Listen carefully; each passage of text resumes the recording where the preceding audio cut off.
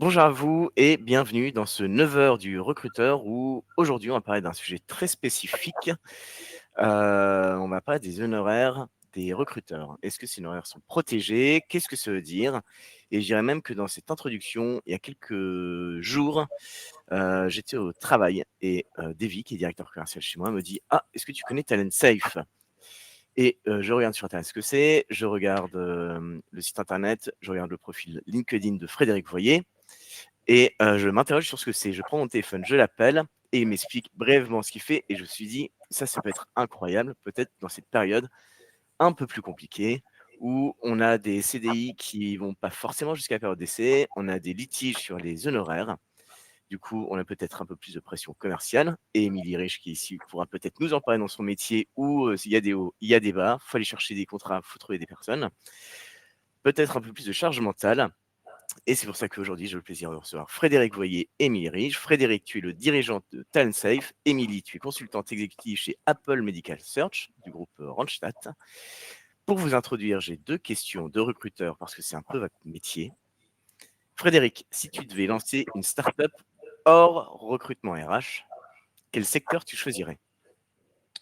Déjà, merci de m'inviter, Alexis. Alors, ça va peut-être pas faire rêver les gens autour de la table, mais moi, j'avais une petite idée, fut un temps. Bon, c'est toujours au creux de ma tête, hein, mais j'ai déjà été confronté, comme peut-être d'autres d'entre vous, à des nuisibles à la maison, un type punaise de lit ou autre. Et en fait, l'idée que j'avais eue à une époque, c'est d'imaginer un système qui permettrait, avec des lunettes, de voir où sont ces nuisibles dans la maison pour aller les tuer immédiatement. Donc, c'est pas hyper sexy, mais je pense que c'est hyper utile. Donc voilà, c'est pas ce que je fais aujourd'hui, mais qui sait un jour. Bah, c'est peut-être, ça reste quelque chose de très utile comme ce que tu peux le faire, aujourd'hui et qui sait, Ouais, peut-être un jour ou exact. des personnes qui ont entendu l'idée et puis demain, bah, peut-être que quelqu'un aura lancé le projet. Merci. Voilà. Émilie, bienvenue, enchantée. Une Enchantée. question du coup de recrutement. Pour une fois, c'est moi qui te pose une question, c'est pas toi qui vas les poser à tes candidats. Si tu devais recruter un personnage de fiction, lequel et pour quel poste? Alors, sans hésiter, ce serait Hermione Granger de la saga Harry Potter. Et pour un Ah, ça poste, m'étonne pas. bah oui, pour un poste de chef de projet de recherche et développement, parce que je pense qu'elle a toutes les compétences pour exceller dans ce type de poste. Elle est intelligente, elle a la soif d'apprendre, elle est rigoureuse, organisée. Elle sait résoudre les problèmes grâce à ses compétences. Elle aime travailler en équipe, elle est autonome, elle est déterminée, elle est persévérante. Donc, je pense que ce serait ce type de personne que j'aimerais recruter sur ce type de poste. Eh ben, on va essayer de la contacter puis de proposer son CV alors. Avec plaisir, je suis. Ben, merci beaucoup pour cette introduction. Je vous propose de rentrer un peu plus dans le vif du sujet. L'état des lieux aujourd'hui, pourquoi il y a un peu plus de rupture, pourquoi le marché est un peu plus compliqué, et comment ça se passe? Frédéric, toi, ton topo un peu sur le marché actuel et comment tu vois, la relation avec tes clients aujourd'hui? Moi, le topo sur le marché actuel, il est assez simple et tout le monde l'a pas en tête quand on bosse dans un cabinet, qu'on dirige un cabinet ou même qu'on est client de cabinet. C'est qu'il y a une explosion des ruptures de période d'essai en France. En 2024, on a près de 25% de ruptures de période d'essai, tout contrat confondu, hein, CDD, CDI, alors qu'on était à 9% au début des années 2000. Je crois que la dernière stat qui remonte de la DARES, c'est 2009. Donc en fait, ça a fait plus que x2. Je ne sais pas toute la racine du problème, mais la volatilité des talents, le fait de papillonner ou de quitter dès que ça ne nous plaît pas. Mais en tout cas, c'est un vrai sujet pour les clients qui recrutent par cabinet et pour les cabinets eux-mêmes, parce que ça met sous tension la rentabilité qu'on peut attendre d'un investissement externalisé quand on passe par un cabinet.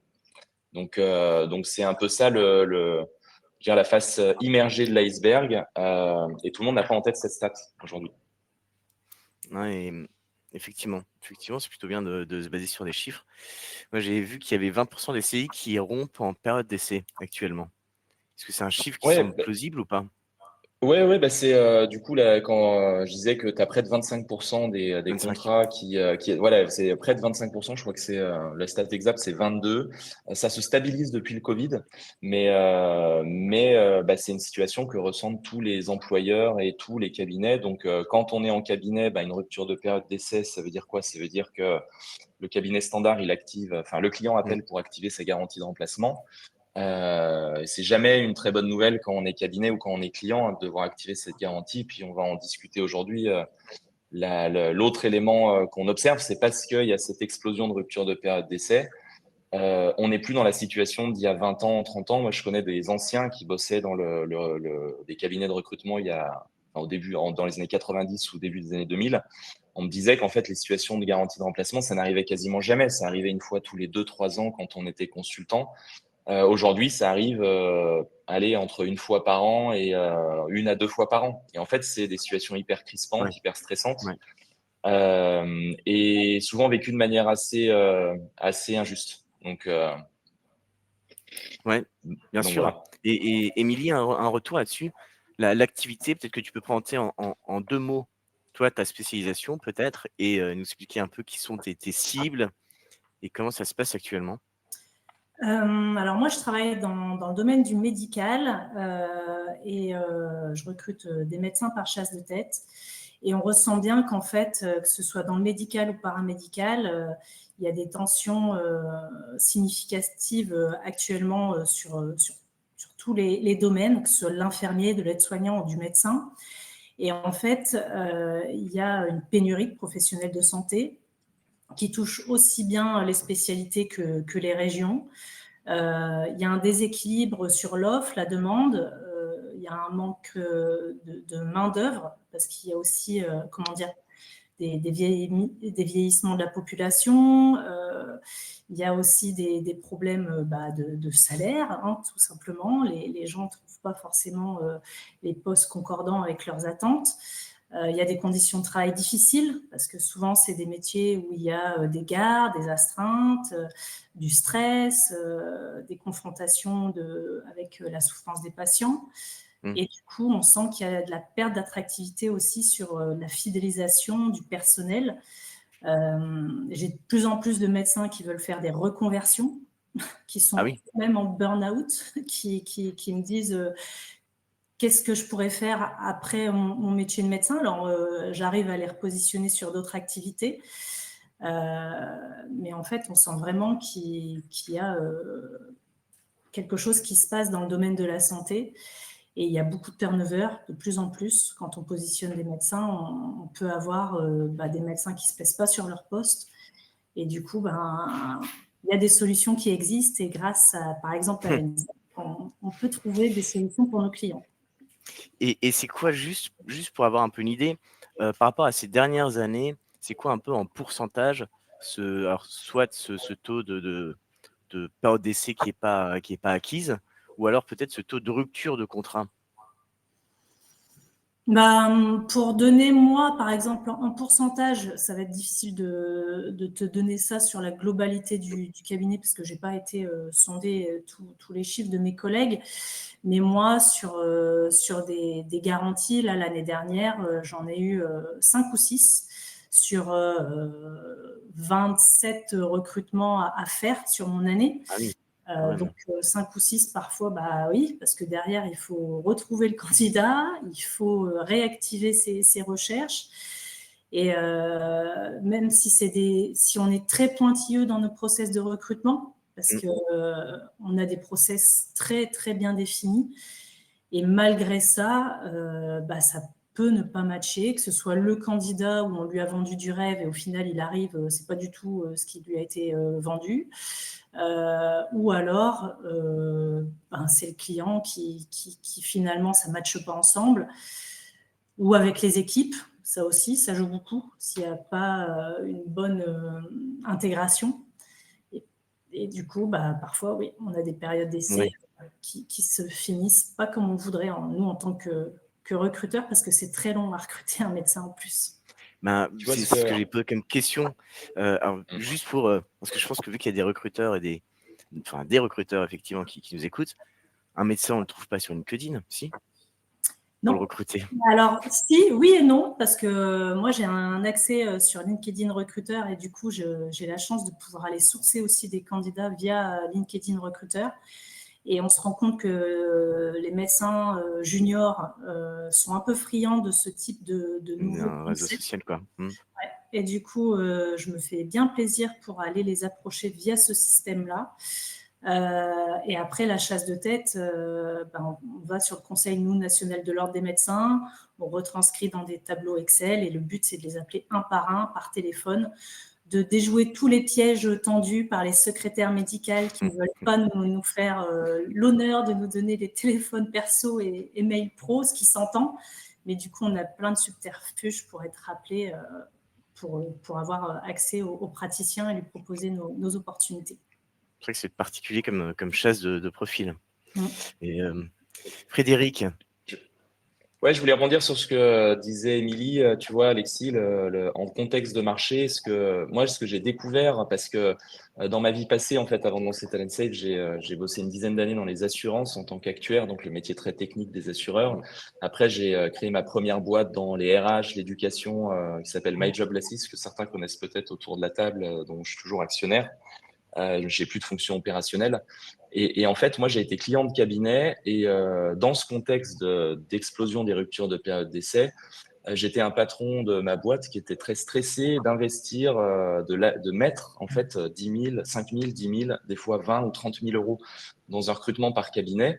Parce que je savais que ma boîte n'était pas forcément stable, qu'il pouvait y avoir des aléas et que si jamais ça allait mal se passer, cet argent, il allait être perdu.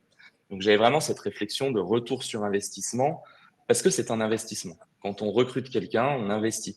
Et en fait, la facture du cabinet, c'est une dépense directe et qu'on a en tête. Donc, on veut que ces 10 000, 20 000, 30 000 euros, ils soient rentabilisés. Et moi, j'ai toujours eu ce stress de si jamais ça se passe mal. Et en fait, la genèse de Talent Safe est très simple, c'est que ça s'est souvent mal passé avec des bons cabinets, même des très bons cabinets, hein, des belles marques en qui je faisais confiance. Le remplacement, ça se passait jamais aussi bien que le premier recrutement. Donc moi, j'étais tendu. J'ai stoppé des relations commerciales à cause de ça. Hein. J'ai pété un câble à des moments parce que je voyais que le consultant bossait pas aussi bien, voire ne bossait pas sur ce remplacement. Et en fait, j'ai appris en échangeant avec beaucoup de cabinets qu'il y avait la même situation symétrique côté cabinet de ressenti d'injustice. Parce que quand ça tombe et que, par exemple, le candidat quitte parce qu'il y a un rapprochement de conjoints, parce que on lui a promis qu'il aurait un super manager, et ça arrive, et le manager, le candidat arrive en poste, un mois plus tard, le manager quitte l'entreprise. Du coup, on n'a plus personne pour nous encadrer. Ça, c'est des choses que ne peut pas maîtriser un cabinet de recrutement, le consultant. Et en fait, quand on nous dit de rebosser gratuitement une deuxième fois, c'est vécu comme une forme d'injustice parce que, comme Émilie l'a bien dit, des fois, Émilie, ces recrutements, ils durent 4, 6, 9, des fois 12 mois. Quand on a investi un temps fou sur ce premier recrutement, en fait, qu'on nous demande de rebosser une deuxième fois gratuitement alors qu'on a fait tout ce qui était possible pour que ça se passe bien, mais qu'on ne maîtrise pas cet aléa-là, c'est vécu comme une injustice. Et en fait, que je parle vraiment d'injustice parce qu'il y a d'autres secteurs d'activité où ça serait scandaleux de parler de garantie de remplacement. Je parle souvent de l'immobilier. Quand un agent immobilier a trouvé une maison à un couple marié, si le couple divorce un mois plus tard, l'agent va jamais rebosser gratuitement pour trouver un autre appart ou une autre maison à l'homme ou à la femme. Et donc aujourd'hui, pour autant, c'est ce que subissent les consultants recruteurs. Et moi, les cabinets qui nous ont rejoints, c'est souvent la goutte d'eau qui faisait déborder le vase, un client qui demande une garantie alors que le consultant ou le patron du cabinet est en vacances. Et en fait, les gens en ont marre de bosser dans ce contexte-là. Et surtout, ça, c'est les côtés internes. Mais le côté externe, c'est que comme tout le monde devient stressé de cette garantie parce que le monde est devenu plus volatile, les cabinets ont beaucoup de mal à aller chercher des nouveaux clients en les rassurant, en disant non, faites-moi confiance. Moi, je vais vous accompagner dans tous les cas du monde. Et nous, on apporte ce côté rassurant que dans 90% des cas, ça va bien se passer, mais dans les 10% où ça va peut-être pas bien se passer, il y a un système d'assurance qui va être là pour sécuriser le système, rembourser une partie des honoraires. Et ce remboursement va servir soit à financer une mission de remplacement qui sera souvent sans coût additionnel pour le client. Donc, c'est une opération blanche, mais beaucoup plus sécurisante parce qu'il y a un flux financier intermédiaire. Et si jamais le client ne veut pas remplacer parce que promotion interne, parce que j'ai pas besoin de remplacer à l'instant T, on n'a pas le sentiment d'avoir perdu son argent et on repart bons amis, on rebossera ensemble dans le futur. Donc voilà, ça m'a permis au passage de Ouais, bien pitcher sûr. rapidement le fonctionnement de la société. Absolument, absolument. Et c'est là où moi je serais curieux de savoir. J'ai 2 questions. La première, comment vous vous êtes rencontrés tous les 2? Et la deuxième, Émilie, c'est quoi le avant et c'est quoi le après Talent Safe? Donc votre Alors, rencontre. vas-y, je te laisse répondre, Émilie, aux 2 questions. Alors, notre rencontre, elle a été amorcée par mon manager, qui aussi notre ancien PDG, Franck Ribio, qui avait détecté chez Talent Safe une plus-value pour nos clients. Il en a parlé à mon manager Jean-Baptiste Tiercelin et à l'équipe de direction, Marion, Blandine et Audrey. Tout le monde s'est concerté et tout le monde a été assez unanime pour dire que c'était une solution qui allait être novatrice et que ça allait apporter vraiment une plus-value à nos clients. Parce que quand justement il y a des ruptures de période d'essai, le client est déçu, il est agacé, ils sont blasés, nous aussi. Donc en tant que consultant, on s'est dit on va peut-être pouvoir retravailler sur des missions tout en apportant encore des choses nouvelles. Et je remercie d'ailleurs Frédéric à ce sujet-là parce que pour l'instant, on est les seuls dans le domaine de la santé à proposer ce service à nos clients et on est partenaires depuis 1 an. Et on voit qu'en fait, les clients, petit à petit, se dirigent vers cette solution. Nous, on a 2 contrats. On fait encore un contrat classique et on fait notre contrat premium en incluant le pack LinkedIn Recruiter et Talent Safe. Et j'ai vu cette année que, pour ma part, beaucoup de clients ont quand même signé ce contrat premium parce qu'ils ont senti que derrière, si déjà j'allais au bout de mon recrutement, ça veut dire que j'ai déjà recruté une fois pour eux et que si cette fois ça se passait pas bien, il y avait une solution derrière et que cet argent, ils allaient le réinvestir ou ils allaient le garder. Mais en tout cas, l'investissement fait allait être soit réamorcé sur un autre recrutement ou ils allaient pouvoir faire autre chose. Ce que dit pas Et donc là, Émilie, Alexis, c'est que on s'est rencontrés, comme l'a dit Émilie, mais on a beaucoup interagi avec Émilie parce que pour info, ça a été, ça l'est encore, je pense, la meilleure performeuse de son cabinet. Et donc en fait, elle a été définie comme un peu mentor pour l'ensemble des autres consultants. Parce que très vite, Émilie, elle a réussi à positionner TalentSafe dans leur offre de valeur parce qu'elle pitchait très bien et puis qu'elle a trouvé les mots pour convaincre les clients sur des packages plus élevés qu'avant, mais plus qualitatifs. Et donc, il y a eu toute une gestion de changement au sein du cabinet Appel Médical pour justement faire en sorte que l'ensemble des consultants soient à l'aise sur cette innovation et puissent le pitcher comme il faut. On a juste une question, parce que ça permet de faire un rebond. On a une question dans le chat de Maria Anderson. Bonjour Maria. Un candidat est invité par le client pour un entretien. À la dernière minute, il ghoste le client, il ne répond plus aux mails et aux appels. Comment vous réagissez? Alors, je sais pas si c'est un lien avec Talent Safe, mais peut-être sur un lien de recrutement. Moi, ce que je peux... Vas-y. Non, Frédéric, vas-y. Si on parle purement de Talent Safe, donc aujourd'hui, Talent Safe vient protéger l'ensemble des cas de rupture de contrat de travail, pas forcément période d'essai, parce que si aujourd'hui on a 3 produits, garantie 3 mois, et puis des garanties plus longues, et en fait, si on va garantir n'importe quel cas de rupture pendant cette période de garantie. Les seules exclusions sont hyper extrêmes, c'est guerre civile, guerre nucléaire, pandémie pour les secteurs touchés, mais on va garantir des cas de licenciement économique, de maladie, et ça dès le premier jour. Le candidat met les pieds en poste le 1er juin, il quitte l'entreprise le 1er juin au soir, c'est garanti, le client est remboursé en moyenne en 1 jour. 1 jour. Okay. La moyenne du marché des assurances sur des fees de 5, 10, 30 000 euros, c'est plutôt 6 mois, donc on est très bon sur ce sujet. Par contre, le cas qui est évoqué, c'est mais si le candidat n'a même pas mis les pieds en poste. Aujourd'hui, c'est quelque chose qui n'est pas assurable, le ghosting, le no-show, parce qu'on n'a pas de possibilité de vraiment sécuriser la vérification de la fraude. Quand il y a une rupture de contrat de travail, il y a un document officiel qui est signé par les 2 parties, mais quand le candidat ne répond plus ou autre, on n'a aucune capacité à vérifier. Dans ce contexte-là, il n'y a pas l'assurance n'est pas activée, en fait, l'assurance n'est pas due. Donc, c'est comme si l'assurance, en fait, ne prenait pas forme. La garantie commence vraiment le 1er jour du candidat en poste. Le jour de signature. Et je sais pour le coup, et que ça. Alors, le jour de la signature, le jour de l'arrivée, parce que des fois, le candidat a signé 3 mois avant, mais ça arrive aussi des fois qu'il est signé. Et puis, alors, ça arrive très peu, mais ça arrive quand même un peu plus ces dernières années. Et toi, je sais pas, d'un point de vue métier, Émilie, j'imagine que c'est des situations qui sont excessivement crispantes parce que tout le job a été fait ou autre. Et puis, quand on n'a plus de nouvelles, enfin, l'injustice, elle est vécue comme quelque chose, je pense, d'assez affreux. Oui, et là, du coup, nous, on est comme le client, on est incapable de lui trouver là la solution pour le coup. Le ghosting, je crois que c'est ce qu'il y a de pire pour un recruteur, parce qu'il était en confiance avec son candidat, il pensait que ça allait aller au bout, et puis d'un seul coup, patatras, tout se casse la figure. Donc après, c'est vrai que TalentSafe intervient vraiment à la prise de poste et se déclenche à cette étape-là du parcours de recrutement.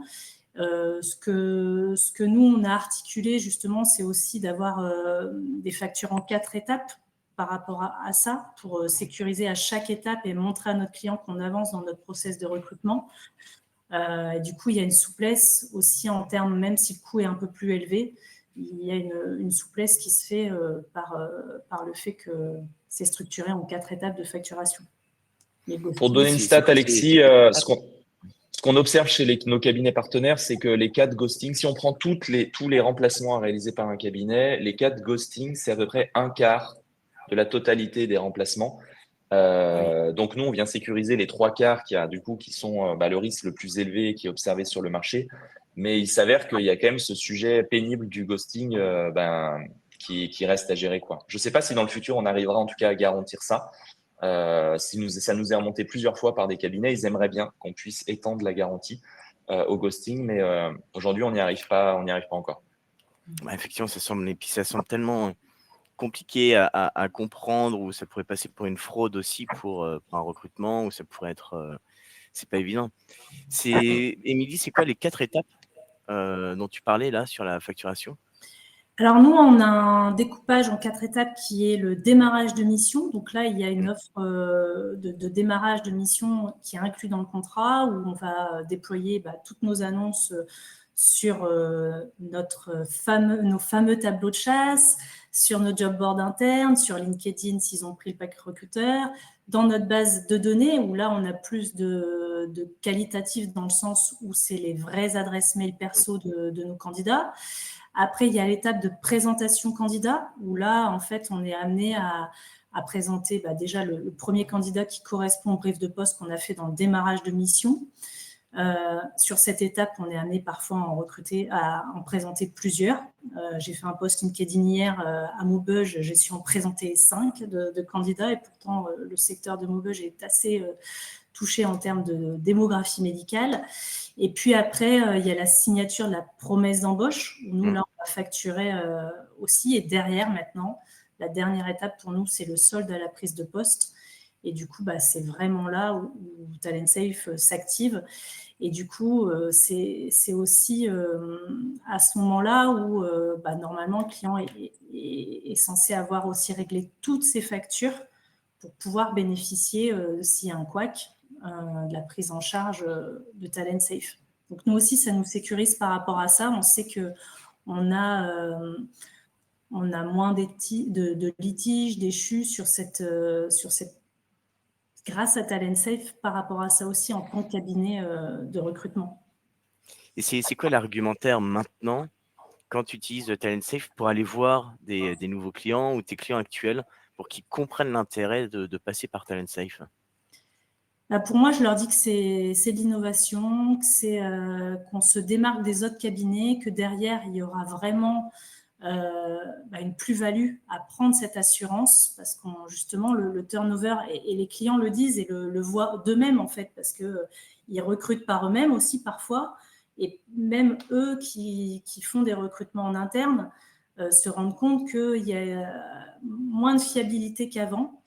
Et du coup, quand je leur propose TalentSafe, pour eux, ça devient une évidence, dans le sens où ils vont être en sécurité et que l'investissement engagé, ils réduisent leur risque, parce que du coup, si ça capote, ils vont être remboursés. Oui. Alors, il y a soit 80% de remboursement ou 50%. Moi, je reste sur le 80% sur 6 mois, parce que c'est ce qu'on faisait avant TalentSafe. Mais je dis toujours à mes clients que pour alléger peut-être l'incidence du coût de l'assurance, on peut trouver réajuster par rapport à ça. Mais moi, je sens que c'est vraiment important et que ça fidélise mon client aussi.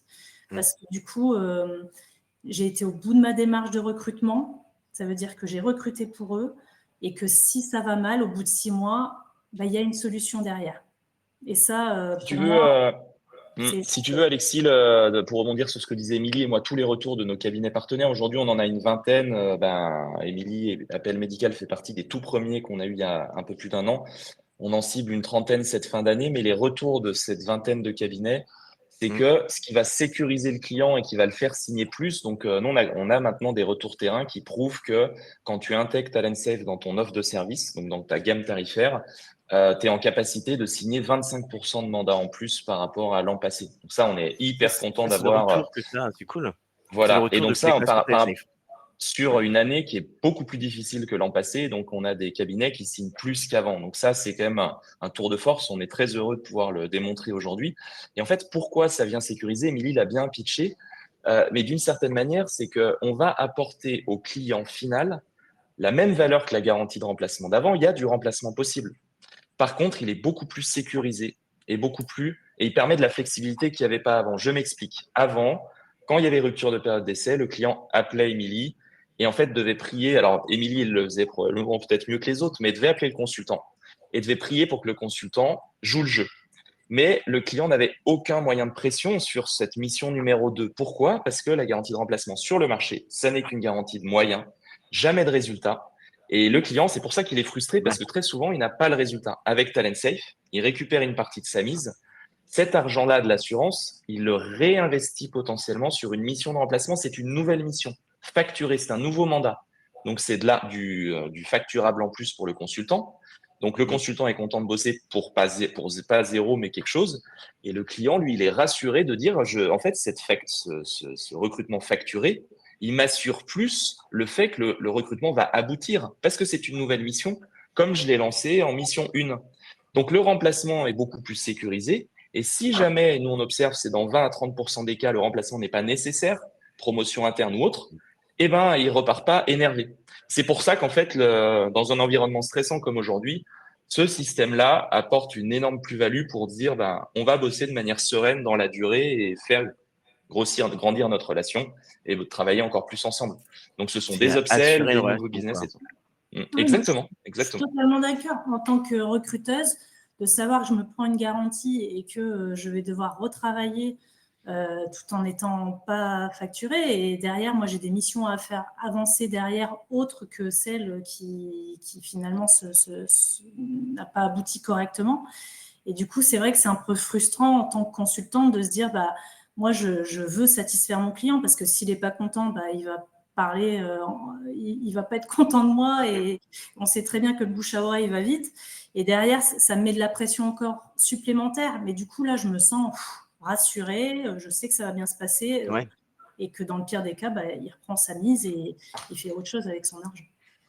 Et Frédéric, est-ce que tu t'adresses que à des cabinets? Ça peut être des indépendants aussi? Ça s'adresse à qui Talent Safe? Alors historiquement, c'était juste des cabinets qui avaient quand même du volume, mais depuis le mois de mars 2025, on peut s'adresser à n'importe quel recruteur, qui soit indépendant ou qui soit, enfin, ou ce soit un cabinet structuré. Et on a d'ailleurs lancé ces derniers mois plusieurs recruteurs indépendants qui ont de l'expérience, qui font un peu de volume. Souvent, on demande à ce qu'au moins le recruteur fasse au moins une dizaine de recrutements à l'année. Mais non, on peut lancer des recruteurs indépendants. Donc il Et y a quand même je un vois volume de notamment, missions. Mais je ouais, te laisse je répondre aux vois questions alors. notamment qu'il y a Dorothée dans l'assemblée. Donc, on a quelqu'un qui bosse avec Dorothée, qui est en train de se lancer avec Talent Safe. Donc, on est très content de ça. Dorothée du réseau Headlinker, qu'on salue. Exactement. Il est 9h30, on Ok, a 2 questions. oui. Mm. Une encore de Maria qui demande si les garanties avec Talent Safe se prennent par mission. Et deuxième question de Magali qui est sur comment est calculé le montant de l'assurance. Alors, Maria, du coup, les garanties se prennent par mission. La réponse est oui. C'est que donc nous, aujourd'hui, on a deux modèles dans les nouveaux cabinets qu'on lance. C'est soit le cabinet ou l'indépendant qui passe sur un modèle full assurance, donc c'est-à-dire qui décide de rendre toute sa gamme de services plus premium qu'avant. Donc là, dans ces cas-là, c'est l'ensemble des missions qui vont être assurées. Et comment ça se passe? En fait, c'est l'assurance est une clause de votre mandat de recrutement. Le client n'a rien à signer. Signez votre mandat, vos signatures de l'assurance. Et par contre, on a d'autres cabinets, ça devient plus marginal, qui ont une offre à 2 étages, une offre premium, comme le disait Émilie, assurance incluse, une autre offre qui est sans garantie. Et dans ce cas-là, l'assurance n'est due que pour les signatures de mandat, assurance incluse. C'est pas un système d'abonnement ou autre, c'est vraiment si votre client vous paye plus parce qu'il y a l'assurance dedans, vous payez la partie d'assurance relative à ça. Et comment Magali est calculé le montant de l'assurance? On a voulu que le calcul soit hyper simple. Donc, je donne le calcul pour notre produit phare qui est aujourd'hui le produit Gold, donc la garantie à 50%. Donc, Émilie parlait, il continue effectivement à avoir un côté encore plus premium à rembourser à 80%. La garantie à 50%, elle coûte une fois votre niveau de risque. Le niveau de risque, c'est quoi? C'est le taux de garantie déclenché par vos clients. Si vous avez 10% de garantie déclenchée par vos clients sur le périmètre Talent Safe, ça va vous coûter 10% d'assurance. Et donc, en fait, voilà, là, on n'a pas le temps de détricoter la chose, mais maintenant, je sais prouver que avec cette tarification-là, le cabinet ne peut être qu'en impact EBITDA positif. Pourquoi? Parce que il va pouvoir tarifer un peu plus ses clients et les clients ont l'impétence de payer un peu plus, mais s'il y a Talent Safe. Les missions de remplacement vont devenir facturées alors qu'avant, elles rapportaient 0. Et surtout, vous allez signer beaucoup plus de missions qu'avant. Donc ça, en termes d'effet de levier, c'est ce qui va vous rapporter le plus. Dans une Voilà. période en plus qui est quand même un peu incertaine et qui peut être rassurante. Exactement. Et Dorothée, tu as raison. On a hâte d'avoir les retours de notre super Camille. Je l'ai encore eu hier. T'es ravi. Ça y est, c'est lancé officiellement. Eh ben, merci à tous les deux. Il est 9h33. On a le temps de boire un café et reprendre nos recrutements ou aller chercher de nouveaux clients. Et Émilie, c'est quoi les médecins que tu recherches en ce moment? Alors là, j'ai du médecin du travail, j'ai un médecin DIM avec un super projet. Ça va être tout ce qui est codage PMSI, mais sur plein d'établissements, le projet est top. Et après, j'ai des anesthésistes, du médecin NPR, du médecin gériatre, beaucoup. J'ai signé pas mal là au mois de juin. Ouais, franchement, l'été est propice à du recrutement, je pense. Parce que là, ça redémarre un petit peu. Ouais. Trop bien. Et Frédéric, là, ça se prend comment l'été? Tu vas souffler un petit peu ou là, il y a des projets intéressants pour Talent Safe? Écoute, non, nous on est très contents. Là, on se développe bien. Nous, le volume de primes augmente parce qu'on a de plus en plus de cabinets partenaires. La rentrée va être très très bonne parce que on a déjà des informations, alors notamment de Émilie et de ses collègues, qu'il y a des arrivées en fait de recrutement assurées sur le mois de septembre. Donc nous, l'activité se porte plutôt très bien. J'ai même juste un peu de mal à suivre tous les lancements actuels. Donc on est content. Après, ça reste assez exclusif. On peut pas accepter tout le monde. Donc il y a une sorte de nombre de cabinets limité chaque année. On a bientôt atteint le quota de cette année. Donc non, plutôt, on a un été plutôt excitant en tout cas. Cool. Mais merci à tous les deux, c'était un grand plaisir. Ravi d'avoir mis un éclairage sur Talent Safe et puis d'avoir découvert le métier de recrutement des médecins. Ça existe. Et merci et puis à bientôt. Merci à tous, c'était très sympa. Merci Alexis. Très belle journée. Merci beaucoup. Merci à tous. Au revoir.